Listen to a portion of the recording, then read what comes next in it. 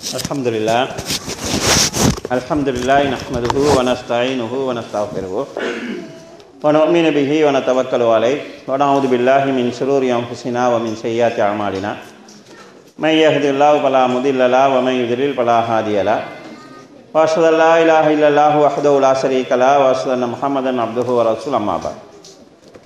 எல்லாம் வல்ல அல்லாஹ் ஜல்ல ஷானஹு தஆலாவை புகழ்ந்து அவனது திருத்தூதர் ஸல்லல்லாஹு அலைஹி வஸல்லம் அவர்கள் மீது ஸலவாத்தும் ஸலாமும் கூறிய பின்னால், கண்ணியத்துக்குரிய சகோதர சகோதரிகளே, உங்கள் அனைவருக்கும் என் சலாம். அஸ்ஸலாமு அலைக்கும் வரஹ்மத்துல்லாஹி வபரகாத்துஹு.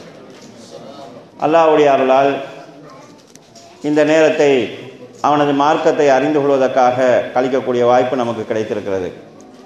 நபி ஸல்லல்லாஹு அலைஹி வஸல்லம் அவர்கள் மையுரிதுல்லாஹு பிஹி ஹைரன் யுஃபக்கிஹு ஃபித்தீன், அல்லாஹ் யாருக்கு நன்மையை நாடுகிறானோ அவர்களுக்கு மார்க்க விளக்கத்தை அளிக்கிறான் என்று கூறியிருக்கிறார்கள்.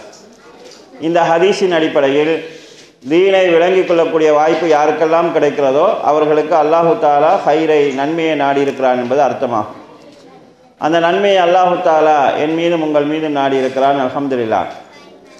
இந்த நிகழ்ச்சியில் ஈமானில் உறுதி வேண்டும் என்கிற தலைப்பில் பேசுமாறு நான் பணிக்கப்பட்டிருக்கிறேன்.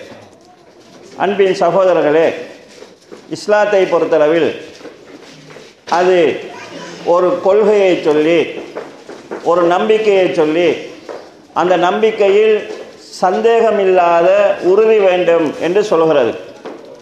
நாம் அல் குர்ஆனை எடுத்து பார்த்தோம் என்றால், சூரத்துல் பக்ராவை அல்லாஹு தாலா இப்படித்தான் ஆரம்பிக்கிறான். அலிஃப் லாம் மீம் ஸாலிகல் கிதாப் லா ரைப ஃபீஹ், இது வேத நூல், இதில் சந்தேகம் இல்லை என்றுதான் அல்லாஹு தாலா குர்ஆனையை ஆரம்பிக்கிறான். ஆக சந்தேகம் இல்லாத ஒரு உறுதியான கொள்கையை தான் இஸ்லாம் நமக்கு சொல்லி தந்திருக்கிறது. இந்த அடிப்படையை நாம் முதலில் மனதில் நினைக்க வேண்டும். நாம் எல்லாம் சின்ன வயதிலிருந்தே ஆமன்து பில்லாஹ், அல்லாஹ்வை ஈமான் கொள்கிறேன், வ மலாயிகத்துஹு, அல்லாஹ்வுடைய மலக்குகளை ஈமான் கொள்கிறேன், அவனது வேதங்களை ஈமான் கொள்கிறோம், அவனுடைய அதாவது தூதர்களை ஈமான் கொள்கிறோம், அவனுடைய அதாவது மறுமை நாளை நம்புகிறோம், கலாக்கதிரை நம்புகிறோம் என்று சின்ன வயதிலிருந்து நாம் சொல்லி வந்திருக்கிறோம். நாங்கள் மதரசாவிலே ஓதுகிற போது ஆமன்து பில்லாஹி வ மலாயிகத்திஹி வ குதுபிஹி என்று பாடமிட்டு சொல்லியிருப்போம். ஆக நம் எல்லோருக்கும் ஈமான் இருக்கிறது, அதில் சந்தேகம் கிடையாது. நாம் அல்லாஹ்வை நம்புகிறோம், மலக்கை நம்புகிறோம், மறுமையை நம்புகிறோம், ஈமான் இருக்கிறது, அதில் சந்தேகம் கிடையாது. ஆனால் இந்த ஈமான் மட்டும், இந்த நம்பிக்கை மட்டும் போதுமா என்று கேட்டால் நம்பிக்கை மட்டும் போதாது. அந்த நம்பிக்கையில் உறுதி வேண்டும் என்று இஸ்லாம் சொல்கிறது. அந்த உறுதி ஆளுக்கால் கூட இருக்கலாம், குறைய இருக்கலாம். இந்த உறுதி எந்த அளவுக்கு கூடுகிறதோ அந்த அளவுக்கு ஈமானில் உயர்ந்த நிலையில் நாங்கள் இருப்போம். இந்த உறுதி குறைய குறைய நாம் பேரளவு முஸ்லீம்களாக, போலியான முஸ்லீம்களாக மாறக்கூடிய சூழ்நிலை ஏற்படும். கண்ணியத்துக்குரிய சகோதரர்களே, ஒரு முறை ஒரு சஹாபி நபி ஸல்லல்லாஹு அலைஹி வஸல்லம் வந்து கேட்கிறார்கள், யா ரசூலல்லாஹ் குல்லி ஃபில் இஸ்லாமி கௌலன் லா அஸ்அலு அன்ஹு கைரக், எனக்கு இந்த மார்க்கத்திலே ஒரு வார்த்தையை சொல்லித்தாருங்கள். அவர் பெரிய பயான் கேட்கல, நாங்கள் 3 மணி நேரம் பயான் மாதிரி சொல்லலை. அவர், யா ரசூலல்லாஹ் இந்த இஸ்லாத்தில் எனக்கு ஒரு வார்த்தையை சொல்லித்தாருங்கள், லா அஸ்அலு அன்ஹு கைரக், அதற்கு பிறகு இஸ்லாம் சம்பந்தமாக நான் கேட்கறதா இருந்தால் திரும்ப வந்து உங்கள்கிட்ட தான் கேட்கணும், சும்மா சாதாரணவங்கள்ட்ட கேட்கக்கூடிய அளவுக்கு இல்லாமல் ஒரு சுருக்கமான வார்த்தையில் இந்த இஸ்லாத்தினுடைய அடிப்படையை எனக்கு சொல்லித்தாங்கள் என்ன கேட்குறாங்க. அப்போ நபி ஸல்லல்லாஹு அலைஹி வஸல்லம் சொன்னார்கள், குல் ஆமன்து பில்லாஹ் சும்மஸ்தகிம், நீ அல்லாஹ்வை ஈமான் கொண்டேன் என்று சொல்லி பிறகு அதில் உறுதியாக இரு, தளம்பல் இல்லாமல் இரு, பிடிப்போடு இரு என்று ரசூல் ஸல்லல்லாஹு அலைஹி வஸல்லம் சொல்றாங்க. அப்ப இஸ்லாம் என்பது ஆமன்து பில்லாவோட முடியாது, அல்லாஹ்வை நம்புகிறேன் என்று சொல்வதோடு முடியாது. அந்த நம்பிக்கையில் உறுதி இருக்க வேண்டும், தளம்பல் இல்லாத நிலை இருக்க வேண்டும் என்று நபி ஸல்லல்லாஹு அலைஹி வஸல்லம் சொல்கிறார்கள். அல்லாஹ் தஆலாவும் தன் திருமறையில் பல இடங்களில் இதை சொல்கிறார். சூரத்துல் ஹுஜராத்திலே அல்லாஹ் தஆலா உண்மையான மூமின்கள் யார் என்று சொல்கிற போது சொல்கிறார், இன்னமல் முஃமினூன அல்லதீன ஆமனூ பில்லாஹி வ ரசூலிஹி, உண்மையான மூமின்கள் யார் என்றால் அவர்கள் அல்லாஹ்வையும் ரசூலையும் ஈமான் கொள்வார்கள். நாங்கள்லாம் ஈமான் கொண்டிருக்கிறோம். தொடர்ந்து அல்லாஹ் தஆலா சொல்கிறான், சும்ம லம் யர்தாபு, பிறகு அவர்கள் கொண்ட அந்த கொள்கையில் தழும்பல் இல்லாமல் தள்ளாட்டம் இல்லாமல் நிலையாக உறுதியாக நிற்பார்கள் என்று அல்லாஹு தஆலா சொல்கிறார். அப்ப ஈமான் என்று சொன்னால் அல்லாஹ் மீது ரசூல் மீது நம்பிக்கை வைப்பதோடு அதில் தளம்பல் இல்லாமல் தள்ளாட்டம் இல்லாமல் உறுதியோடு நிலைத்து நிற்பது. இந்த நம்பிக்கை நம்மிடம் இருக்கிறது, அந்த உறுதியில எங்களிடத்தில் தளம்பல் இருக்கிறது. இதே போல மற்றொரு இடத்தில் அல்லாஹ் தஆலா சொல்கிறார், இன்னல்லதீன காலு ரப்புன் அல்லாஹ், யார் அல்லாஹ் தான் எங்களுடைய ரப்பு என்று சொல்லி சும்மஸ்தகாமு பிறகு அந்த வார்த்தையிலே உறுதியாக இருக்கிறார்களோ, தத்தனஸ்ஸலு அலைஹிமுல் மலாயிகா, அவர்கள் மீது மலக்குகள் இறங்குவார்கள். அவர்களுக்கு வாழ்க்கையிலே பல்வேறுபட்ட பிரச்சனைகள் உருவாகும். அப்படி உருவாகிற போது மலக்குகள் இறங்கி அல்லா தகாபு வலா தஹ்சனு, நீங்கள் அச்சப்பட வேண்டாம், துக்கப்பட வேண்டாம், உங்களுக்கென்று அல்லாஹ் உருவாக்கி இருக்கக்கூடிய சொர்க்கத்தை பார்த்து நற்செய்தி பெறுங்கள் என்று மலக்குகள் ஆறுதல் சொல்வார்கள் என்று அல்லாஹு தஆலா சொல்கிறார். மற்றும் இடத்திலே அல்லாஹு தஆலா சொல்கிற போது, யார் எனது ரப்பு அல்லாஹ் என்று சொல்லி பிறகு அதில் உறுதியாக இருக்கிறார்களோ, லா ஹௌஃபுன் அலைஹிம் வலாஹும் யஹ்ஸனூன், அவர்களுக்கு அச்சமும் இல்லை துக்கமும் இல்லை என்று அல்லாஹ் தஆலா சொல்கிறார். இதை நாங்கள் வேற மாதிரி விளங்கிடக்கூடாது. ஈமான் கொண்டு உறுதியாக இருந்தால் அச்சப்படுற மாதிரி எதுவுமே நடக்காதுன்னு விளங்கிக் கொள்ளக்கூடாது, துக்கப்படுற மாதிரி எதுவுமே நடக்காதுன்னு விளங்கிக் கொள்ளக்கூடாது. அச்சப்படுற மாதிரி துக்கப்படுற மாதிரி நடக்கும், ஆனால் அவங்க அச்சமும் இல்லாமல் துக்கமும் இல்லாமல் வாழ்வார்கள், அதற்குரிய உறுதி அவர்களுக்கு கிடைக்கும் என்று அல்லாஹ் தஆலா சொல்கிறார். அது மாத்திரமில்லாமல் உலாயிக அஸ்ஹாபுல் ஜன்னா, யார் ஈமான் கொண்டு அதில் உறுதியாக இருக்கிறார்களோ அவர்கள் தான் சுவனவாசிகள் என்று அல்லாஹ் தஆலா சொல்கிறார். அப்ப சுவனம் செல்வதற்கு வெறுமனே ஆமன்து பில்லான்னு நாங்கள் சொல்லி இருக்கிறோமே, எனது ரப்பு அல்லாஹ் தான் என்று சொன்ன அந்த வார்த்தை இருக்கிறது, அது மட்டும் போதாது என்று அல் குர்ஆன் எங்களுக்கு சொல்கிறது. அப்ப கண்ணியத்துக்குரிய சகோதரர்களே, அதுல உறுதியை நாம் ஏற்படுத்திக் கொள்ள வேண்டும். கடந்த கால வரலாறுகளை எடுத்து பார்த்தால் அல் குர்ஆன் நிறைய வரலாறுகளை இந்த உறுதிக்கு ஆதாரமாக சொல்கிறது. ஒரு சம்பவத்தை சொல்லலாம். எங்களுக்கு தெரியும் மூசா அலைஹிஸ்ஸலாம் ஃபிரௌனுடைய வரலாறு. மூசா அலைஹிஸ்ஸலாம் அவர்கள் ஃபிரௌனுடன் பிரச்சாரம் செய்த நேரத்தில் ஃபிரௌன் மூசா அலைஹிஸ்ஸலாம் அவர்களை சூனியக்காரன் என்று சொன்னான். எனவே அந்த காலத்தில் இருந்த சூனியக்காரர்களுக்கு மூசா நபிக்கும் இடையில ஒரு போட்டியை வைத்தான்.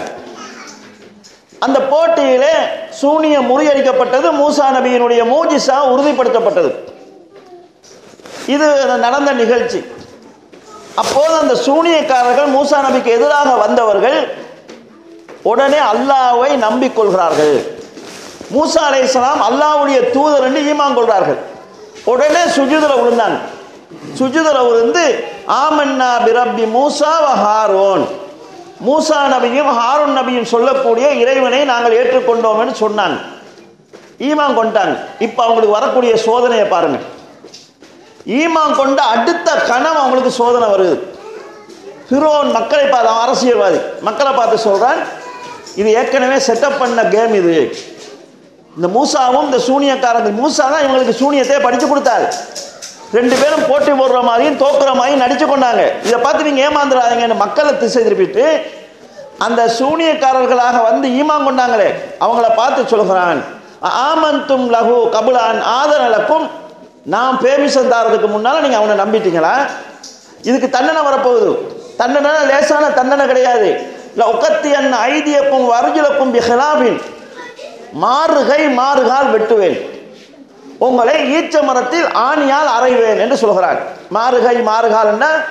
வலது கையை எடுத்தா இடது காலை எடுத்துறது, ஒரு கையும் ஒரு காலும் மிச்சமா இருக்கும், அதை வச்சு ஆணியில வச்சு அடிச்சு அதாவது துடிக்க துடிக்க சாகடிப்பேன்னு சொல்கிறார். கண்ணியத்துக்குரிய சோழர்களே, இது அந்த காலத்தில் வாழ்ந்த ஒரு அரசன் சொன்ன வார்த்தை. இது எங்களுக்கு யாருடையாவது கோபம் வந்தால் பல்ல உடைச்சி கையில் தருவேன்னு சொல்லுவோம். ஆனால் நம்ம யாருக்கும் பல்ல உடைச்சி கையில் கொடுத்தது கிடையாது. தோலை உரிச்சிருவோன்னு சொல்லுவோம். உலகத்தில் யாருமே தோல் உரிச்சது கிடையாது. இது ஒரு பேச்சுக்கு சொல்றது. ஆனால் ஃபிரௌன் சொன்னது பேச்சுக்கு சொன்னது கிடையாது, செய்யறதுக்கு சொல்லியிருக்கிறான். அப்போ ஈமான் கொண்ட அந்த மக்களுக்கு பயம் வந்திருக்கணுமா இல்லையா? இப்போதானே ஈமான் கொண்ட கையை காலை வெட்ட போறான்னு சொல்ற அச்சம் ஏற்பட்டிருக்கணுமா இல்லையா? ஆனால் அந்த மக்கள் எப்படி உறுதியாக இருந்தாங்க தெரியுமா?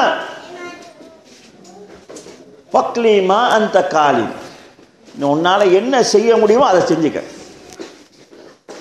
நீ சொல்வதை கேட்டு நாங்கள் ஈமானை நிராகரித்தால் உன்ன சபையில் எங்களுக்கு ஒரு மரியாதை கிடைக்கும், ஆனால் நாளை மறுமையில் நரகம் கிடைக்கும்.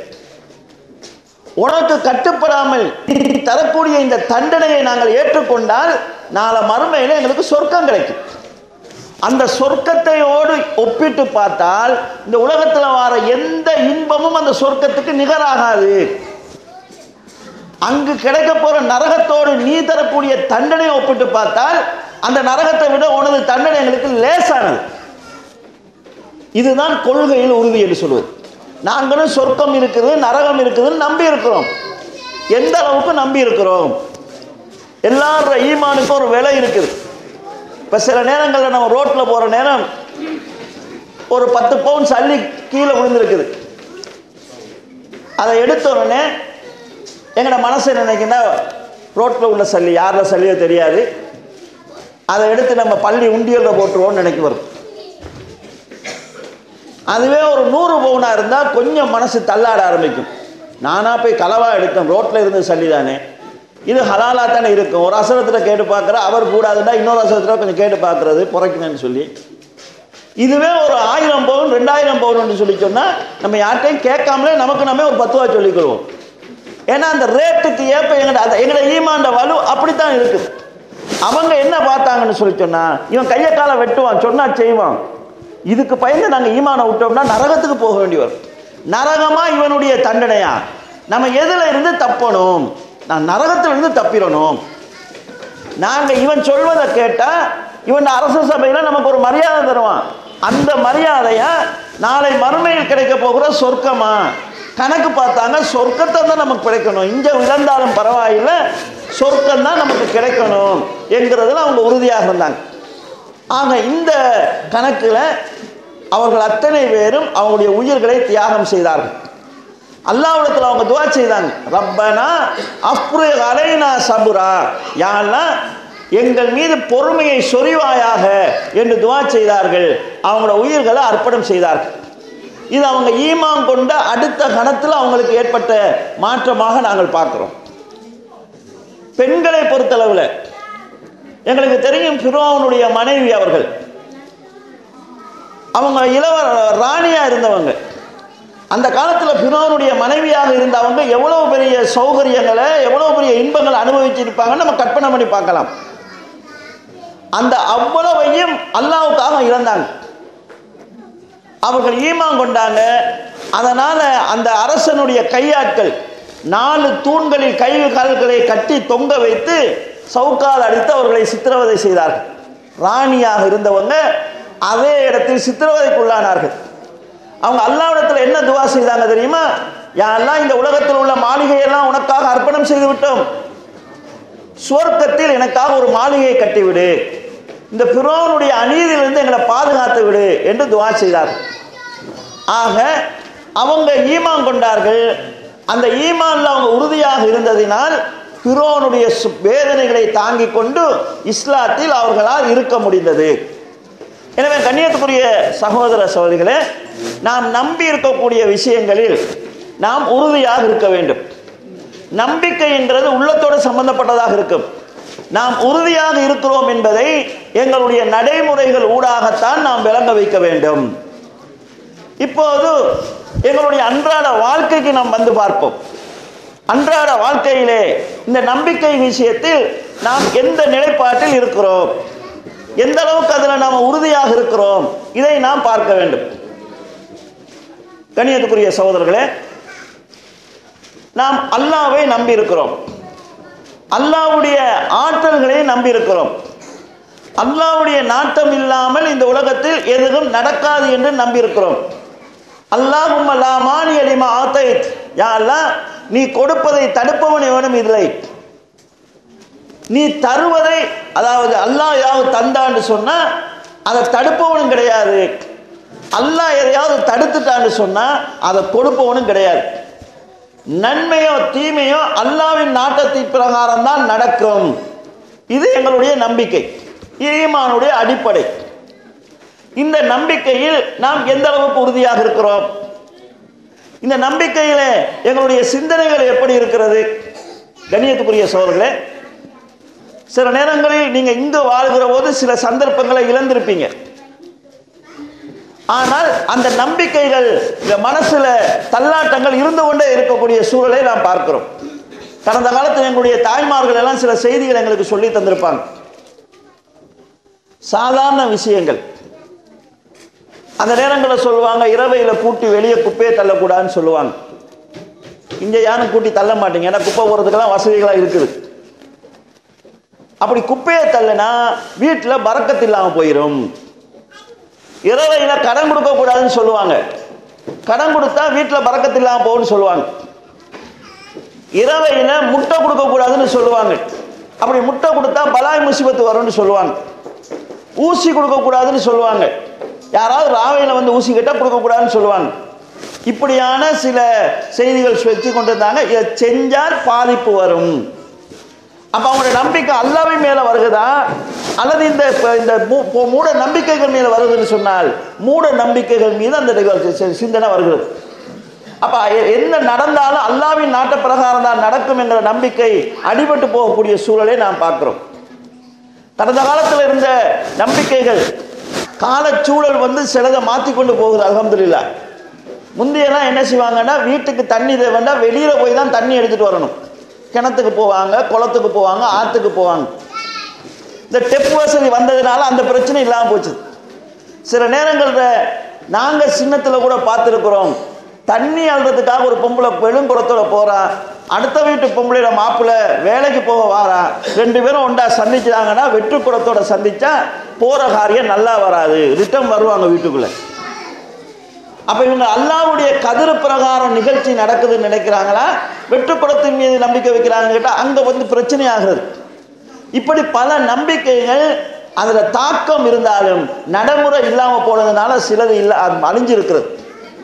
இதே போல சில நம்பிக்கைகள், ஆந்த கத்துனா ஆபத்து வரும், யாராவது மௌத்தா போவாங்கன்னு நினைப்பாங்க. இந்த நம்பிக்கை இன்னைக்கும் கூட கிராமப்புறங்கள்ல இருக்குது. ஆந்த கத்துனா இஸ்ராயேல் அலைஹிஸ்ஸலாம் சுத்துறாங்களோன்னு சொல்லுவாங்க. சாதாரணமாக ஒரு ஹாஸ்பிட்டல் இருக்கக்கூடிய நோயாளி டாக்டர் நல்லா சோதிச்சு பார்த்துட்டு ஆள் இல்லை, சீரியஸான கட்டத்தை தாண்டிட்டாரு, பிரச்சனை இல்லைன்னு சொல்றாரு. அடுத்த நாள் வந்து பார்த்தா மோச்சரியில் இருக்கிற ஆள் மௌத்தா போயிட்டு. அவன் செக் பண்ணி பார்த்தவனுக்கு இவன் நாளைக்கு மௌத்தாகுவானா இல்லையான்னு தெரியாது. ஆனால் எங்கேயோ உள்ள ஒரு ஆந்தைக்கு இந்த வீட்டில் நாளைக்கு மௌத்தாகிற ஒரு ஆள் இருக்கிறாருன்னு தெரியும்னு நாங்கள் நினைக்கிறதாக இருந்தால், அப்போ இந்த நம்பிக்கை அல்லாஹ்வின் மீது உள்ள நம்பிக்கை தளர்க்கிற நம்பிக்கையாக மாறிவிடுகிறது. இப்படி ஏராளமான சில மூட நம்பிக்கைகள் எமது சமுதாயத்தில் இருக்கிறது. அது ஈமானுக்கு பாதிப்பான, ஈமானுக்கு பங்கத்தை ஏற்படுத்தக்கூடிய நம்பிக்கைகளாக அமைகிறது. இதே போல கண்ணியத்துக்குரிய சகோதரர்களே, நாம் அன்றாடம் பாவிக்கக்கூடிய சில வார்த்தைகளில் கூட எங்களுடைய ஈமான் உறுதி இல்லாத தன்மையை வெளிப்படுத்தக்கூடிய சில நிகழ்ச்சிகள் நடப்பதுண்டு. நபி ஸல்லல்லாஹு அலைஹி வஸல்லம் காலத்திலே ஆரம்ப கட்டத்திலே சஹாபாக்கள் ஏதாவது நல்ல விஷயங்கள் நடந்தால் அல்லது நபி ஸல்லல்லாஹு அலைஹி வஸல்லம் ஏதாவது செய்தால் மாஷா அல்லாஹு வஸிஅத, அல்லாஹ்வும் நீங்களும் நாடியதால் இந்த விஷயம் நடந்ததுன்னு சொல்லுவாங்க. அல்லாஹ்வே ரசூல் ஸல்லல்லாஹு அலைஹி சேர்த்து சொல்லுவாங்க. ஆனால் பிற்பட்ட காலங்களில் நபி ஸல்லல்லாஹு அலைஹி வஸல்லம் தடுத்தாங்க. ஒருவர் வந்து அப்படி நபி ஸல்லல்லாஹு அலைஹி வஸல்லம் பார்த்து சொல்கிறார், மாஷா அல்லாஹு வஸிஅத, அல்லாஹ்வும் நீங்கள் நாடியால் இப்படி ஒரு விஷயம் நடந்துச்சுன்னு சொன்னார்.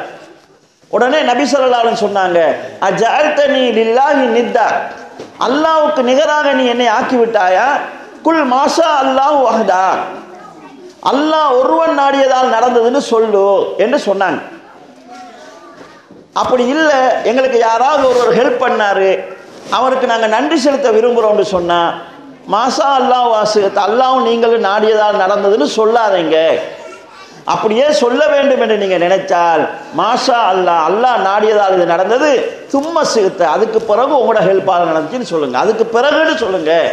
அல்லாஹ்வும் நீங்களும் ரெண்டு பேரும் சேர்க்காதீங்கன்னு சொல்றாங்க ரசூல் ஸல்லல்லாஹு அலைஹி வஸல்லம். கண்ணியத்துக்குரிய சகோதரர்களே, எங்களுடைய பேச்சு நடை எப்படி இருக்குது? ஒரு புள்ள வேகமா ஓடுது, முன்னால் ஒரு கார் வருகிறது, ஒரு ஆள் வந்து புள்ளைய பிடிச்சிடுறாரு. உடனே நம்ம என்ன சொல்லணும்னா, நீங்க மட்டும் இல்லைன்னா இந்த புள்ளோட கதி என்னவோ ஆகியிருக்கும். ரசூல் ஸல்லல்லாஹு என்ன சொல்றாங்கன்னா, அல்லாஹ்வும் நீங்களும் நாடியதால் நடந்ததுன்னு கூட சொல்லாதீங்கன்னு சொல்றாங்க. நாங்க என்ன சொல்றோம்னு சொன்னா, நீங்க மட்டும் இல்லைன்னா இந்த புள்ளோட கதி என்னமோ ஆகியிருக்கும். ஒருவருக்கு சோம் இல்லாமல் இருக்குது, திடீர்னு பக்கத்து வீட்டாளர் எழுப்புறோம், அங்கே ஒரு டிரைவர் இருக்கிறாரு, அவர் வேனில் போட்டு அவசரமாக கொண்டு ஹாஸ்பிட்டலில் சேர்க்குறாரு. டாக்டர் மருந்து செஞ்சுட்டு சொல்கிறாரு, ஒரு 5 நிமிஷம் லேட்டாக இருந்தால் காப்பாற்ற முடியாமல் போயிருக்கலான்னு சொல்கிறார். உடனே நம்ம சொல்கிறோம், அந்த நேரத்தில் அந்த மனுஷன் மட்டும் வரலைன்னு சொன்னால் உம்மாட கதி அதோ கதி தான். அப்போ நம்ம பேச்சு வழக்கிலேயே அந்த அல்லாஹ்வுடைய அந்த ஆற்றலை, அல்லாஹ்வுடைய நிலையை மறந்து போகக்கூடிய மாதிரியான நிலை வந்து விடுவதை நாம் பார்க்குறோம். கண்ணியத்துக்குரிய சோழர்களே, இது போன்ற பேச்சு நடைமுறைகள், இது போன்ற வார்த்தை பிரயோகங்கள் கூட எங்களுடைய ஈமானில் உறுதி இல்லாத தன்மையை வெளிப்படுத்துவதாக அமைவதை நாங்கள் நபி ஸல்லல்லாஹு அலைஹி வஸல்லம் சுட்டிக்காட்டியிருக்கிறார்கள், நாங்கள் பார்க்கிறோம். இதே போல கண்ணியத்துக்குரிய சோழர்களே, இப்ராஹிம் அலைஹிஸ்ஸலாம் அவர்கள் சொல்கிறார்கள், பைதா மரில்து வஹுவ யஸ்பி, நான் நோயுற்றால் என் ரப்பு என்னை குணப்படுத்துவான், அவன் தான் என்னை நோயை குணப்படுத்துவான்னு சொல்லி. சாதாரணமாக நோய் ஏற்பட்டால் அல்லது ஏதாவது பாதிப்புகள் உண்டானால் இந்த நோயை அல்லது இந்த பாதிப்பை குறைப்பதற்கு, அதை நீக்குவதற்கு என்ன வழி என்று கேட்டால், சிலர் தனி நபர்கள் மீது நம்பிக்கை வைக்கிறார்கள், சிலர் மார்க்கத்தில் சொல்லப்படாத சில நேர்ச்சைகளை வைக்கிறார்கள், சிலர் தாயத்து தகடு போன்ற ஏதாவது ஒன்றின் மீது நம்பிக்கை வைக்கிறார்கள். இதெல்லாம் எங்களிடத்தில் ஈமானுக்கு முரணான நடைமுறைகள் இருப்பதற்கான எடுத்துக்காட்டாகத்தான் இருக்கிறது. நபி ஸல்லல்லாஹு அலைஹி வஸல்லம் நோய் வந்தால் மருந்து செய்யுங்கன்னு சொல்லியிருக்கிறாங்க. மருந்துக்கும் குணமாகலைன்னா அல்லாஹ்ட்ட துஆ செய்யுங்க, அதுக்கும் குணமாகலைன்னா அல்லாஹ் தந்தது பொறுத்து கொள்ளுங்க. ஆனால் நாங்கள் என்ன செய்கிறோம்னு சொல்லி சொன்னால், சில பேர் மாற்றி விட்டுருவாங்க கதையை, நோய்க்கும் பார்க்கணும் பேய்க்கும் பார்க்கணும்னு சொல்லி வேற எங்கேயாவது ரூட்டில் போயிட்டு அந்த நோய்க்கு நிவாரணம் தேடுறதுக்கு முயற்சி செய்வதை நம்ம பார்க்குறோம். அப்போ இதெல்லாம் எங்களுடைய கொள்கையில், ஈமான்ல உறுதி இல்லாத ஒரு தன்மை எங்களிடத்தில் நடைமுறையில் இருந்து கொண்டிருக்கிறது என்பதற்கான எடுத்துக்காட்டாக இருப்பதை நாம் பார்க்கிறோம். கண்ணியத்துக்குரிய சோழர்களே, எங்கடா ஏற்கனவே சொன்னேன், அல்லாஹ்வை ரப்பா ஏற்றுக்கொண்டால் மாத்திரம் இஸ்லாம் பூரணமாகாது. இதை நீங்கள் தெளிவாக விளங்கிக் கொள்ள வேண்டும். நபி ஸல்லல்லாஹு அலைஹி வஸல்லம் அவர்கள் மக்காவில் பிரச்சாரம் செய்தாங்களே, அந்த மக்கள் எல்லோரும் அல்லாஹ்வை மறுத்தவர்கள் கிடையாது. அல்லாஹ் ஒருவன் இருக்கிறான் என்று நம்பினவங்க தான். ஆனால் அந்த நம்பிக்கையில் உறுதி இல்லாமல் மௌத்தா போன சில நல்லடியார்களையும் அல்லாஹ்வோட சேர்த்து விட்டவங்க அவங்க. இதுக்கு நாங்கள் பெரிய ஆராய்ச்சியெல்லாம் செய்ய வேண்டிய அவசியம் கிடையாது. ரசூலுல்லாஹ்வுடைய வாப்பாவுடைய பேரே இதுக்கு ஆதாரமாக இருக்குது. ரசூல் ஸல்லல்லாஹு அலைஹி வஸல்லம் வாப்பாவுடைய பேர் என்ன? அப்துல்லா என்றது ரசூலுல்லாஹ்வுடைய வாப்பாட பேர். அப்துல்லாண்டா என்ன அர்த்தம்? அல்லாஹ்வுடைய அடிமை என்பது அவருடைய அர்த்தம். ரசூலோட வாப்பாக்கு யார் பேர் வச்சாங்க? ரசூல்லா பேர் வச்சிருப்பாங்களா? ரசூலோட வாப்பாக்கு ரசூலோட அப்பா பேர் வச்சாங்க. அப்போ நபி ஸல்லல்லாஹு அலைஹி வஸல்லம் பிறக்கிறதுக்கு முன்னாலேயே அவங்களோட பாப்பா பிறக்கிற நேரமே அந்த மக்கள் இது அல்லாஹ்வுடைய அடிமைன்னு நம்பி இருக்கிறாங்க. அதனால தான் அவருக்கு அப்துல்லான்னு பேர் வச்சாங்க. ஆனால் அப்படி நம்பிக்கை வச்சு கொண்டிருக்கக்கூடிய அதே நேரத்தில் அங்கு காபாவில் சிலைகளாக சில நல்லவங்களுடைய உருவங்களை படைச்சு அந்த சிலைகளுக்கும் காணிக்கைகள் செலுத்தினாங்க, அந்த சிலைகளிடத்திலும் பிரார்த்தனைகள் செய்தாங்க. அதனால தான் ரசூல் ஸல்லல்லாஹு அவங்கள காபிர்னு சொல்லி பிரச்சாரம் செய்தாங்க. அவங்க சில நேரங்களில் சிலைகளை வழிபட்டாலும் சிலைகளை முழுமையாக நம்பியது கிடையாது. எங்களுக்கு தெரியும், ரசூல் ஸல்லல்லாஹு அவங்க பிறந்த ஆண்டு ஆமுல் ஃபீல்னு சொல்லப்படும். அந்த ஆமுல் ஃபீல் ஆண்டில் நடந்த நிகழ்ச்சி என்னன்னு கேட்டால், ஆபிரகா என்று சொல்லக்கூடிய மன்னன் கஅபாவை உடைக்க வந்தார். கஅபாவை உடைக்க வந்த நேரத்தில் அப்துல் முத்தலிப் ரசூலுல்லாஹ் அப்பாட சில ஒட்டகங்களை அவன் அபகரிச்சிருந்தான். இவர் போய் அவன்கிட்ட ஒட்டகங்களை கேட்டார். அப்போ ஆபிரகா சொன்னான், உங்களோட ஆலயத்தை உடைக்க வந்திருக்கிறோம், நீ வந்து ஆலயத்தை பற்றி பேசாமல் இந்த ஒட்டகத்தை பற்றி பேசுறியன்னு கேட்டபோது அப்துல் முத்தலிப் தெளிவாக சொன்னார், இந்த ஒட்டகங்களுக்கு நான் பொறுப்பாளி, அதை பற்றி நான் பேசினேன். இந்த ஆலயத்துக்கு இந்த கஅபாவுக்கு பொறுப்பான ஒருவன் இருக்கிறான், அவன் அதை பார்த்து கொள்வான் என்று சொன்னார். அவர் சொல்லிட்டு மலை உச்சிக்கு ஏறிட்டாங்க. அந்த கஅபாவை அல்லாஹ் தஆலா சிறு பறவை கூட்டத்தை வைத்து பாதுகாத்தான் என்கிற வரலாற்றை நம்ம அறிஞ்சு வச்சிருக்கிறோம். 360 சிலைகள் கஅபாவில் இருந்துச்சு. கஅபாவை பராமரிப்பவராக அப்துல் முத்தலிப் தான் இருந்தார். 360 சிலைகளை பராமரித்தாலும் கஅபாவை சிலைகள் பாதுகாக்கும் என்கிற நம்பிக்கை அவர்கிட்ட இருக்கல. அல்லாஹ் தான் பாதுகாப்பான நம்பிக்கை இருந்துச்சு. இது ரசூல் ஸல்லல்லாஹு அலைஹி வஸல்லம் பிறக்கிற ஆண்டில் நடந்த நிகழ்ச்சியாக வரலாற்றில் பதிவு செய்யப்பட்டிருக்கிறது. எனவே வெறுமனே அல்லாஹ்வை நம்புகிறோம் என்று சொல்வது மாத்திரம் ஈமானை முழுமைப்படுத்தாது, ஈமான்ல உறுதியான நிலையை காட்டாது. நாம் எல்லா சந்தர்ப்பங்களிலும் அல்லாஹ் தான் ரப்பு என்று ஏற்றுக்கொள்ளக்கூடிய நடைமுறையை வெளிப்படுத்த வேண்டும். இதே போன்று கண்ணியத்துக்குரிய சோதர்களே, எங்களோட வாழ்க்கையில் சில சோதனைகள் வருகிறது, கஷ்டங்கள் வருகிறது, சிரமங்கள் வருகிறது. இந்த நேரங்களில் நம்ம என்ன நினைக்கிறோம்னு சொல்லி சொன்னால், அதில் சில நேரங்களில் பெண்கள் தான் கொஞ்சம் வேகமாக இருக்கிறாங்க. அல்லாஹ்க்கு கண்ணும் இல்லையா, அல்லாஹ்க்கு வேற ஆளே கிடைக்கலையா, ஏண்ட பிள்ளையோட உயிரைத்தான் அல்லாஹ் எடுக்கணுமா, இப்படியெல்லாம் பேசக்கூடிய நிலையை நாம் பார்க்குறோம். நான் அல்லாஹ்வை ரப்பா ஏற்றுக்கொண்டேன்டா அது அர்த்தம் என்ன? அவன் தான் என்னுடைய எஜமான், என் விஷயத்தில் அவன் என்ன முடிவை வேண்டுமானாலும் எடுக்கலாம். இது நாங்கள் நம்பிக்கை, அல்லாஹ்ட்ட கொடுக்க நம்பிக்கை தான் அது. யா அல்லாஹ் உன்னை நான் ரப்பாக ஏற்றுக்கொள்றேன்னு சொன்னால் நான் உனது அடிமை. இந்த அடிமையை நீ என்ன வேணாலும் செய்யலாம். என்னை கண்ணை நீ எடுக்கிறதா இருந்தால் கண் எடுக்கலாம், என்னை கையை நீ எடுக்கிறதா இருந்தால் கை எடுக்கலாம், எனக்கு நீ உணவு தாரதா இருந்தால் தரலாம், என்னை நீ பட்டினி போடுறதா இருந்தால் பட்டினி போடலாம், எனக்கு நீ நோயை தாரதாக இருந்தால் நோயை தரலாம். நீ எதை செய்தாலும் நான் ஏற்றுக்கொள்வேன், நான் உனது அடிமை என்று சொல்வது தான் அல்லாஹ்வை ரப்பாக ஏற்றுக்கொள்வது. நம்ம அல்லாஹ்வை ரப்புன்னு ஏற்றுக்கொண்டுட்டு எங்களை புள்ள மௌத்தா போனோடனே அல்லாஹ்வுக்கு வேற ஆளே கிடைக்கலையா, அல்லாஹ்க்கு கண்ணே இல்லையா, ஏண்ட புள்ள உசுரத்தான் எடுக்கணுமா, 5 நேரம் தொழுகிறேன், எனக்கு ஒழுங்கான வேலை இல்லை, ஒன்றுமே இல்லாதவனுக்கெல்லாம் அல்லாஹ் நிறைய கொடுக்குறானே, இப்படியெல்லாம் நம்ம பார்க்குறோம். அப்போ நாங்கள் அல்லாஹ்வை முழுமையாக ரப்பா ஏற்றுக்கொள்ளலான்னு பார்க்குறோம். கண்ணியத்துக்குரிய சோர்களே, இந்த உலகத்தில் நம்ம ஒருவர் மீது நேசம் வச்சு அவருக்காக சில கஷ்டங்களை படுகிறோம். ஒரு கணவன் மனைவி மீது நேசம் வச்சா அந்த மனைவிக்காக சிரமப்படுகிறான், மனைவி கணவன் மீது நேசம் வைத்தால் கணவனுக்காக கஷ்டப்படுகிறாள். ஒரு ஆண் ஒரு பெண்ணை காதலிக்க ஆரம்பித்தால் அதுக்காக என்னென்னலாம் தியாகத்தை எல்லாம் செய்ய ஆரம்பிக்கிறான். அப்போ அல்லாஹ் மேலே நீங்கள் வச்சிருக்கக்கூடிய நேசத்துக்கு கஷ்டப்பட மாட்டீங்களா, தியாகப்பட மாட்டீங்களா? ஒரு பெண்ணை ஒருவன் நேசிக்க ஆரம்பித்தா மணிக்கணக்கில் காத்துட்டு இருக்கிறான், அவன் என்ன சொல்கிறாவோ அதை செய்ய பார்க்குறான். அல்லாஹ்வுக்காக நீங்கள் டைம் ஒதுக்க மாட்டீங்களா? அல்லாஹ்வுக்காக சிரமங்களை தாங்கிக் கொள்ள மாட்டீங்களா? அப்போ சராசரி மனிதன் மீது வைக்கக்கூடிய நேசத்தில் அளவு கூட நீங்கள் அல்லாஹ் மேலே நேசம் வைக்கலன்றது அது அர்த்தம். அப்போ நாங்கள் என்னுடைய ஈமான் எப்போ பூரணமாகுதுன்னு சொல்லி சொன்னார், அல்லாஹ் என் விஷயத்தில் என்ன முடிவெடுத்தாலும் நான் ஏற்றுக்கொள்வேன். அதனால தான் இஸ்லாம் கலா கதிர, அதாவது நன்மையோ தீமையோ அல்லாஹ்வின் புறத்திலிருந்து வருகிறது என்கிற நம்பிக்கையை ஈமானுடைய அடிப்படைகளில் ஒன்றாக ஆக்கியது. இதில் ஒருவனுக்கு உறுதியான நம்பிக்கை இருந்தால் நஷ்டம் வந்தாலும் ஏற்றுக்கொள்வான், லாபம் வந்தாலும் ஏற்றுக்கொள்வான், நோய் வந்தாலும் ஏற்றுக்கொள்வான், சுகம் வந்தாலும் ஏற்றுக்கொள்வான், தனக்கு குழந்தை கிடைத்தாலும் ஏற்றுக்கொள்வான், கிடைக்காவிட்டாலும் ஏற்றுக்கொள்வான். இன்றைக்கு சில நேரங்களில் வாழ்க்கையில் ஒரு கஷ்டம் வருது, நன்மையோ தீமையோ அல்லாட்டிருந்து வருது, நீ அதை நீக்கணும்னு நினைச்சா அல்லாட்ட தான் போய் கேட்கணும்.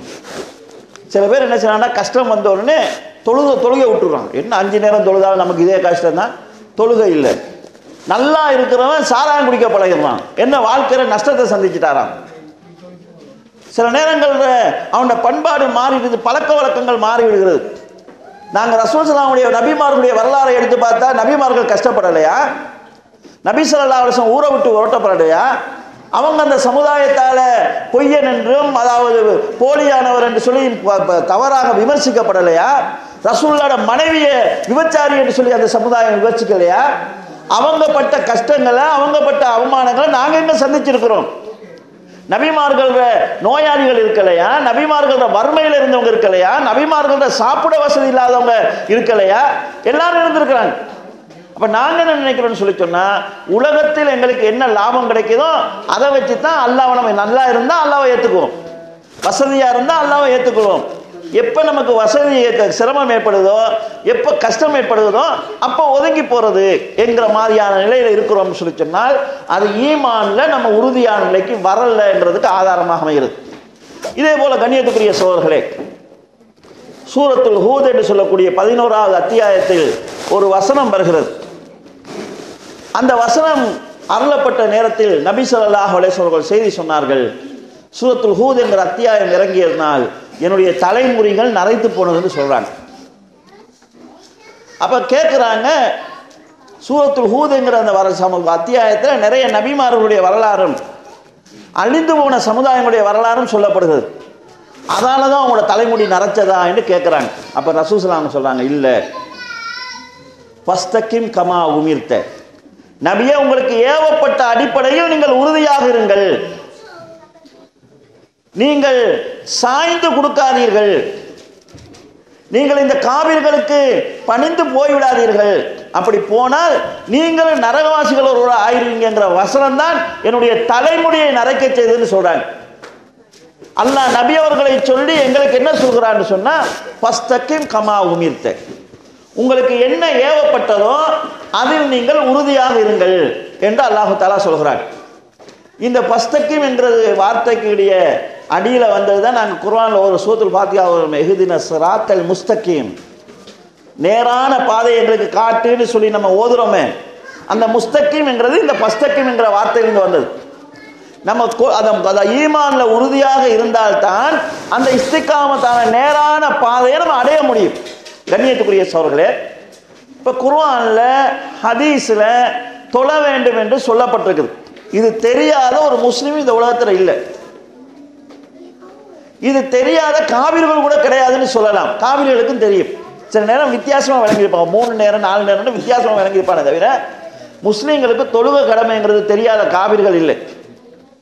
இப்போ அல்லாஹ் தஆலா தொழுமாறு சொல்லியிருக்கிறான்னு சொன்னால் நாங்கள் அதில் உறுதியாக இருக்கணும், தொழுகையை பேணுவதில் நம்ம உறுதியாக இருக்கணும். அல்லாஹ் தஆலா உண்மை பேசுங்கள் என்று சொல்றான்னு சொன்னா நாங்கள் அதில் உறுதியாக இருக்கணும். அந்த உண்மையை பேசுவதனால சில நேரங்களில் எங்களுக்கு சில சங்கடங்கள் ஏற்பட்டாலும், சில நேரங்களில் சில பிரச்சனைகள் நம்ம சந்திக்க வேண்டி ஏற்பட்டாலும் உண்மையை பேசுவதன் மூலமாக நாங்கள் அல்லாஹ்விடத்தில் உதவி எதிர்பார்க்கணும். தபூக் போர் நடக்கிறது, கடுமையான ஒரு போர், எதிரிகளும் பலமாக இருந்தாங்க, கடுமையான வெயில் காலம், அதே நேரத்தில் ஈச்ச மரங்களில் கனிகள் எல்லாம் கனியக்கூடிய காலம், அறுவடை காலம். அப்போ நபி ஸல்லல்லாஹு அலைஹி வஸல்லம் வளமையாக போருக்கு போகிற நேரத்தில் போகிற ரூட்டை சொல்ல மாட்டாங்க, இந்த ரூட்டால் போய்த்து திரும்பி ரிட்டர்ன் வந்து வேறு ரூட்டால் போவாங்க. ஆனால் தபூக் போருக்கு நபி ஸல்லல்லாஹு அலைஹி வஸல்லம் எல்லாம் சொன்னாங்க, நாங்கள் தபூக்குக்கு போகிறோம், இந்த நேரத்தில் போகிறோம்னு எல்லாம் சொன்னாங்க. ஏண்டா சஹாபாக்கள் தங்களை தயார்படுத்த வேண்டியிருந்தது. சில பேர் அந்த போரின் கஷ்டத்தையும் எதிரிகளுடைய பலத்தையும் கடுமையான வெயில் சூட்டையும் கருத்தில் கொண்டு விவசாயத்தையும் கருத்தில் கொண்டு மெதுவாக போகாமல் இருந்துட்டாங்க. அதில் போகாமல் இருந்தவங்கள 3 நல்லவர்கள் இருந்தாங்க.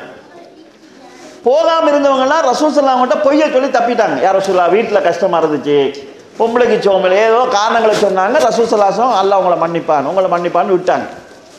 3 சஹாபாக்கள் வந்தாங்க. அவங்க வந்து என்ன சொன்னாங்கன்னு சொன்னால், சஹாபாக்கள் சிலர் சொன்னாங்க நீங்களும் அவங்க சொன்ன மாதிரி ஏதாவது சொல்லி தப்பிச்சுக்கங்கன்னு சொன்னாங்க. ஆனால் அவங்க சொன்னாங்க, இல்லை யாரை சொல்லலாம், எங்கள்கிட்ட வசதி இருந்தது, குடும்பத்தில் எந்த பிரச்சனையும் கிடையாது, நல்ல ஆரோக்கியமாக தான் இருந்தோம், ஆனால் இப்போ போகலாம் நாளைக்கு போகலான்னு அப்படியே நம்ம லேட் ஆகிட்டோம்னு சொன்னாங்க. ரசூல் ஸல்லல்லாஹு அலைஹி வஸல்லம் என்ன சொன்னாங்கன்னு சொன்னால், இந்த 3 பேரோடையும் யாரும் பேசக்கூடாதுன்னு சொன்னாங்க. சுமார் 53 நாட்கள் யாரும் அவர்களோடு பேசவில்லை. கொஞ்ச நாள் போனதுக்கு பிறகு ரசூல் ஸல்லல்லாஹு அலைஹி வஸல்லம் அவங்களோட மனைவிமார்களும் அவங்களோட இருக்கக்கூடாதுன்னு சொல்லிட்டாங்க, தன்னந்தனியாக விடப்பட்டாங்க. குர்ஆனில் எந்த அளவுக்கு வருதுன்னு சொன்னால் உலகம் அவர்களுக்கு சுருங்கி விட்டதுன்னு வருகிறது.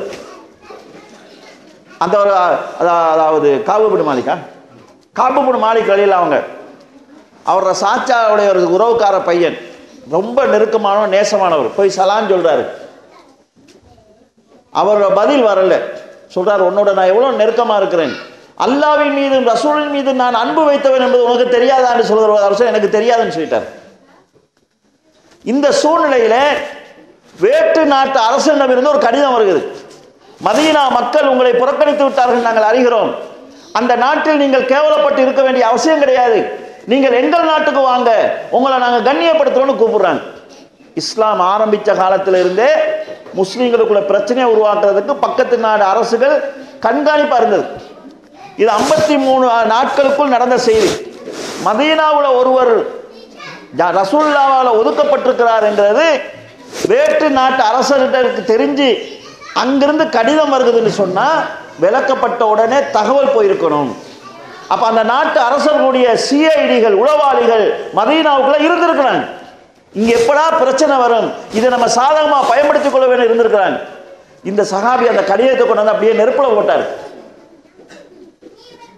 53 நாட்கள் கழிந்ததுக்கு பிறகு அல்லாஹ் தஆலா குர்ஆன் வசனங்கள் இருக்கிறான், இந்த போருக்கு போகாமல் பின்தங்கிய அந்த 3 பேரையும் அல்லாஹ் மன்னிச்சான்னு சொல்லி. கண்ணியத்துக்குரிய சோழர்களே, இவங்க வந்து ரசூலுல்லாஹ்ட்ட ஏற்கனவே ஒரு பொய்யை சொல்லியிருந்தாங்கன்னா அவங்க மன்னிக்கப்பட்டிருப்பாங்க. ரசூலுல்லாஹ் சொல்லிருப்பாங்க, நீங்கள் அல்லாஹ் அவங்கள மன்னிப்பான்னு சொல்லியிருப்பாங்க. அந்த வார்த்தை மூலமாக மன்னிப்பு கிடைக்கும் என்று இவங்க நட்பாட்சி வச்சாங்க மற்றவங்க. ஆனால் இவங்க உண்மை சொன்னாங்க. உண்மை சொன்னவங்களுக்கு மன்னிப்பு எப்படி வருகிறது? குர்ஆன்ல அல்லாஹ் இறக்குறான், அது இன்றைக்கு வரைக்கும் குர்ஆன்ல பதிவாக இருக்குது. நாங்கள் உலகம் அழிகிற வரைக்கும் அவங்கள நினைவுபடுத்தி கொண்டிருப்போம். உண்மை சொன்னவங்க நிலைச்சு நிற்கிறாங்க. ஒரு 53 நாள் கஷ்டப்பட்டாங்க, ஆனால் நிலைச்சு நிற்கிறாங்க. பொய்ய சொல்லி தப்பிச்சவங்க அவங்க யார் எவருங்கிற விவரம் தெரியாது. அப்போ உண்மையை சொல்கிற போது சில பாதிப்புகள் வரும், ஆனால் முடிவு நன்மையாக இருக்கு. இந்த உண்மையை சொல்வதனால் ஏற்படக்கூடிய நலவுகளை பாருங்க. ஒரு முறை ஒரு சஹாபி இருக்கிறார், அவருடைய வாப்பா மௌத்தாகி அவர் சின்ன பிள்ளை, அவங்களோட தாயை இன்னொருவர் கல்யாணம் முடிக்கிறார். கல்யாணம் முடித்தவர் தான் இந்த சின்ன பிள்ளைய வளர்க்குறார். வளர்த்து ஒரு பருவ வயது அடைஞ்ச பையனாக இருக்கிறார் அந்த சஹாபி. அவர் நல்லவர். இவங்களோட வாப்பாவும் இந்த பிள்ளையை அன்பா தான் வளர்த்தார். ஆனால் ஒரு நாள் அவருடைய நண்பர்களோட வச்சு ரசூலுல்லாஹ் பற்றி கேவலமாக பேசிட்டு இருக்கிறார். இவர் முஸ்லீமாக தான் காட்டிக்கொள்கிறார். அப்போ மகன் பார்க்குறாரு, வளர்ப்பு மகன் பார்க்குறாரு, என்னை வளர்த்த வாப்பா உண்மையிலே ரசூலுல்லாஹ் ஏற்கலையா, இப்படி ரகசியமாக ரசூலுல்லாஹ்வுக்கு எதிராக பேசுகிறாரு என்று சொல்லிட்டு வாப்பாட சொல்கிறார், நீங்கள் இப்படி பேசுனீங்களே, நான் ரசூலுல்லாஹ்ட்ட போய் சொல்ல போகிறேன்னு சொல்லிட்டார். இவர் போய் ரசூல் ஸல்லல்லாஹு அலைஹி வஸல்லம் சொல்கிறார், ஏண்ட வாப்பா, என் வளர்ப்பு வாப்பா உங்களை பற்றி இப்படிலாம் பேசி கொண்டு இருந்தார், அவர் மூமீனாக நடித்து கொண்டிருக்கிறார், உண்மையான மூமீன் கிடையாது, அவர் முனாஃபிக்குன்னு சொல்கிறார். அப்போ நபி ஸல்லல்லாஹு அலைஹி வஸல்லம் யாராவது எதாவது சொன்னால் உடனே முடிவு செய்ய மாட்டாங்க, கூப்பிட்டு விசாரிப்பாங்க. இவரை கூப்பிட்டு விசாரிக்கிறாங்க, உங்களை பற்றி உங்கள் வளர்ப்பு மகன் இப்படி சொல்கிறார் என்னென்னு கேட்டுன்னு உடனே சத்தியம் செஞ்சு சொல்லிட்டார், மகன் பொய்ய சொல்கிறாரு. இப்போ இவருடைய நிலை என்னன்னு கேட்டால், சின்ன வயசுலேருந்து அன்பாக வளர்த்த இந்த பாப்பா மேலே ஒரு பொய்ய சொன்னவர் ஆகிட்டார், நன்றி கெட்டவன் ஆகிட்டாரு என்று இவர் கேவலமாக பார்க்கப்படுறார். அப்போ அவருக்கு அழுக வருகுது. சில நேரங்கள் கழிஞ்சதுக்கு பிறகு குர்ஆன் வசனம் இறங்குது. அந்த குர்ஆன் வசனம் நபியை பற்றி தவறாக பேசிவிட்டு செய்தி கிடைத்தால் போலியாக சத்தியம் பண்ணுகிறார்கள் என்று இவங்களோட வாப்பா வளர்ப்பு தந்தையை குறித்து இறங்கிய வசனம். இப்போ அல்லாஹ் தஆலா அந்த சிறுவர் சொன்னது உண்மைதான் குர்ஆன் வசனத்தை இறக்கிட்டாங்க. ரசூல் ஸல்லல்லாஹு அலைஹி வஸல்லம் அவங்க அந்த சிறு சஹாபியினுடைய காதை பிடிச்சு இழுத்து, உன்னோட காது சொன்னது உண்மைதான், இந்த காது உண்மை சொல்லிவிட்டது என்று சொன்னாங்க. பிறகு அந்த முனாஃபிக்கா இருந்தார் இவருடைய வளர்ப்பு வாப்பா, அவருக்கு ஒரு யோசனை வருகிறது, நான் எனது தோழர்களுக்கு மத்தியில் நபியை பற்றி கேவலமாக பேசியது எனக்கும் என் தோழர்களுக்கும் தெரியும், அடுத்தது என் வளர்ப்பு மகனுக்கு தெரியும், நான் சத்தியம் பண்ணி சொன்னதும் ரசூலுல்லாவும் அவரை நான் சொல்றதை நம்பி சத்தியத்தை நம்பி என் மகனை பொய் சொல்றாருன்ற மாதிரி ஒதுக்கிட்டாங்க. ஆனால் நான் உண்மையிலேயே நபியை பற்றி தவறாக பேசியேனேன் என்பது இன்னொரு ஆளுக்கு தெரியுமாக இருந்தால் அது அல்லாஹ்க்கு தான் தெரியும். அந்த அல்லாஹ்ட்ட இருந்து தகவலை கிடைச்சி இந்த நபிக்கு குர்ஆன் வசனம் இறங்கி இருக்குதுண்டா, இவர் உண்மையான நபி தான், நான் இவ்வளோ நாள் இவர் பொய்யான நபின்னு நினைச்சு நடிச்சிட்டு இருந்தேன், எனவே நான் அந்த நடிப்பில் இருக்கக்கூடாது, அவர் உண்மையாக இஸ்லாத்துக்கு வந்துடுறார். கண்ணியத்துக்குரிய சோழர்களே, உண்மை பேசுகிற போது அதனால் ஏற்படக்கூடிய நல்ல விளைவுகள், அந்த இடங்களில் நடிப்பு இருந்தால் பொய் பேசப்பட்டால் அது நடக்காது. இதே போல இஸ்லாம் எங்களுக்கு உதாரணத்துக்காக சிலரை சொல்கிறேன், அல்லாஹ் எதை ஏவினானோ அதில் நீங்கள் உறுதியாக இருங்க. உதாரணமாக இஸ்லாம் வட்டியை ஹராம்னு சொல்லி இருக்குது.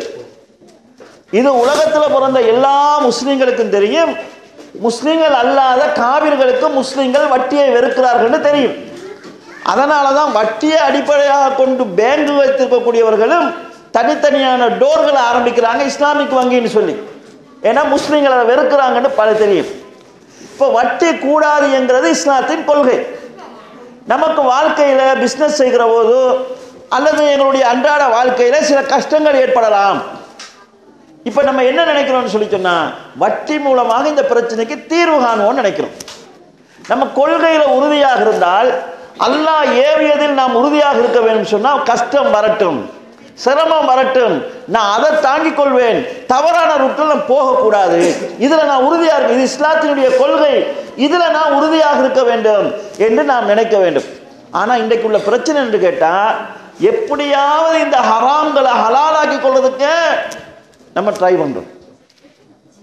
சில பேர் கேள்வி கேட்பாங்க, பிடிச்சி வச்சுட்டு கேட்பான், இப்படி நான் பேங்க்ல அக்கௌண்ட் இது லோன் ஒன்று போடலாமா, கூடாதுன்னு சொன்னால் அப்படி ஒரு கஷ்டம் இருக்குது, இப்படி ஒரு கஷ்டம் இருக்குது, இப்படியே கேட்டு கேட்டு கேட்டு கடைசியில் அந்த ஹசரத்து பரவாயில்லை அப்படின்னா நிர்பந்தத்துக்கு செய்யுங்கன்னு சொல்கிற வரைக்கும் விட மாட்டோம். இப்போ என்ன நினைக்கிறாங்கன்னா, அவங்களுக்கு தோதாக சட்டங்கள் வரணும், அவங்களுக்கு சார்பாக தீர்ப்புகள் வரணும் நம்ம பார்க்குறோமே தவிர இருக்கிறதுல நம்ம சரியாக நிற்போம் என்று நினைக்கிறது கிடையாது.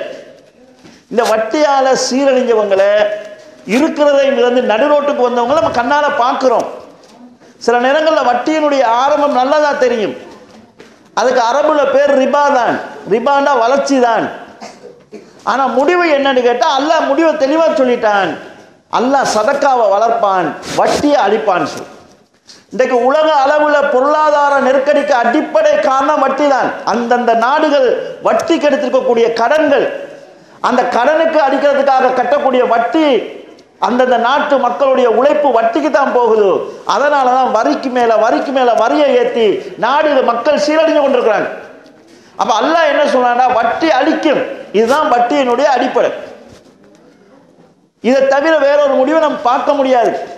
இப்ப வட்டி கூடாது என்றது இஸ்லாத்தின் கொள்கை என்று எங்களுக்கு தெரிஞ்சு கொண்டு அந்த கொள்கையில எங்களுக்கு உறுதியா இருக்க முடியாம இருக்குது.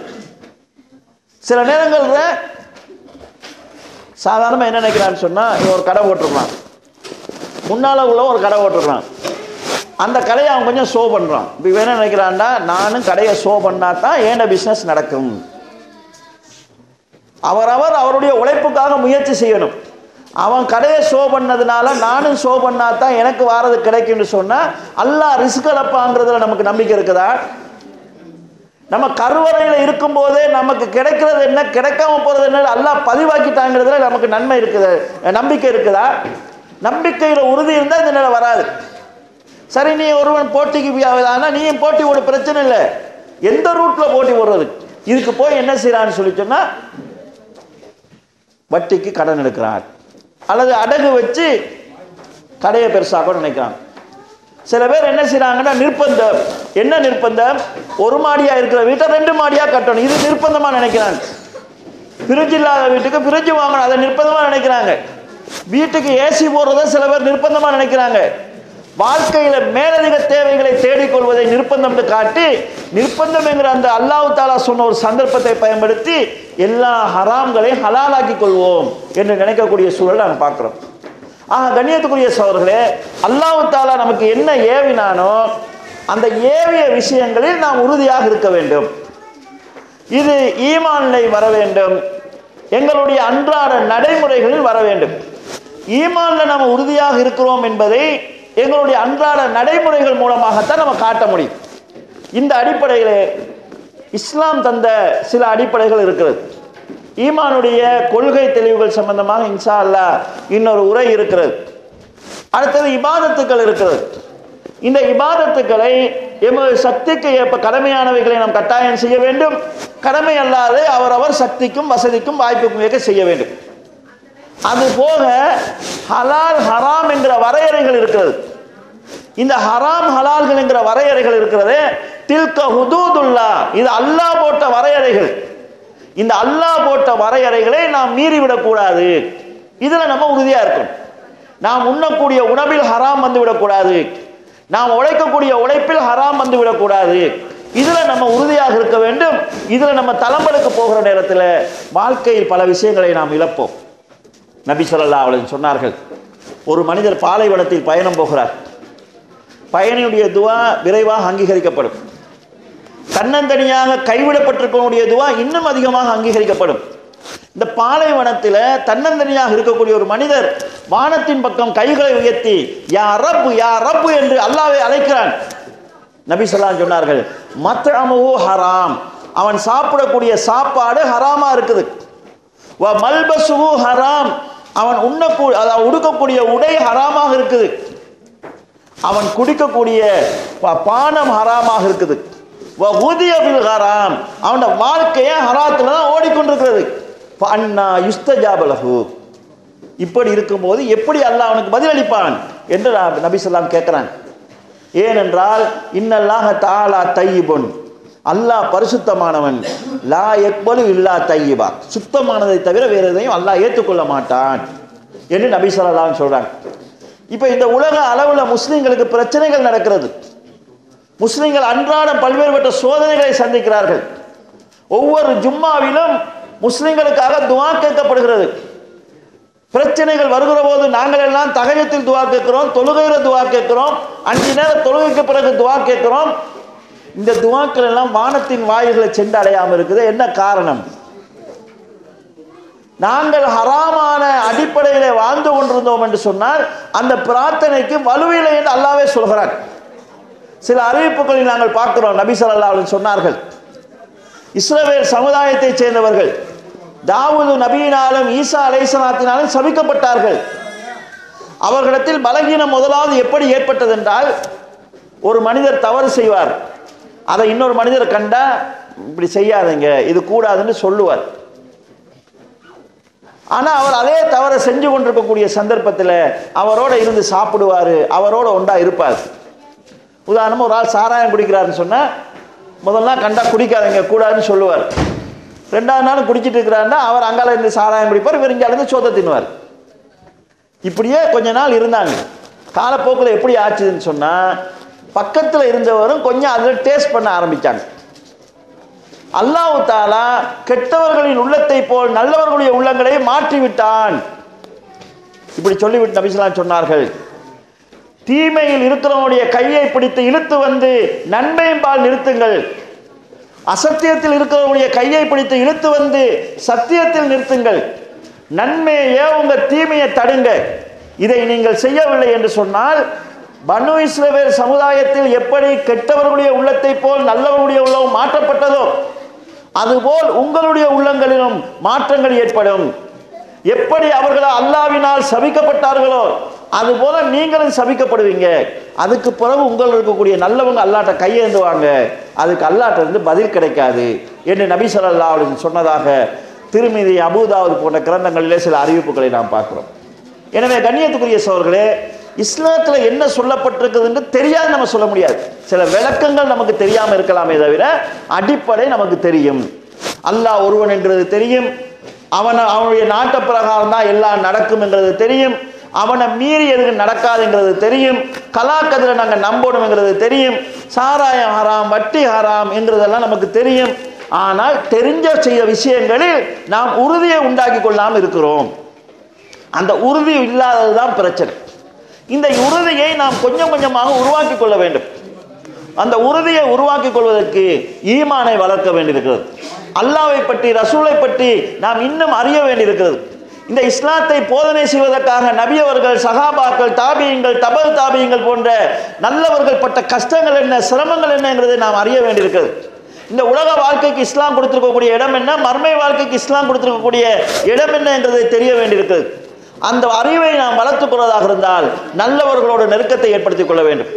நல்ல போதனைகள் செய்யக்கூடிய இடங்களோடு உறவை நாம் ஏற்படுத்திக் கொள்ள வேண்டும். உலமாக்களோடு தொடர்பை ஏற்படுத்திக் கொள்ள வேண்டும்.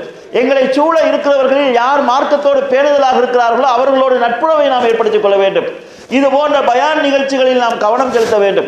எங்களுக்கு இருக்கக்கூடிய வாய்ப்புகளில் நல்ல செய்திகளை படிக்கக்கூடிய, கேட்கக்கூடிய சூழ்நிலைகளை நாம் உருவாக்கி கொள்ள வேண்டும். எங்களுக்குள் நல்லவர்கள் ஒரு கூட்டமைப்பை உருவாக்கி கொண்டு அந்த கூட்டமைப்பில் எங்களை இன்னும் கொஞ்சம் வளர்த்துக் கொள்வதற்கான முயற்சிகளை நாம் செய்ய வேண்டும்.